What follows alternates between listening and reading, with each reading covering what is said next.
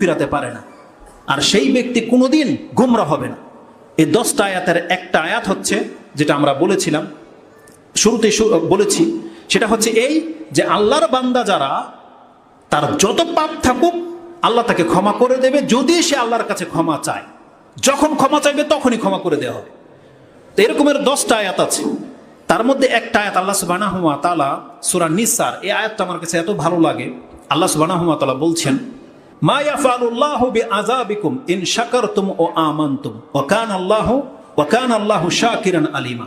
এই আয়াতটা সূরা নিসা 4 নম্বর সূরার 147 রয়েছে।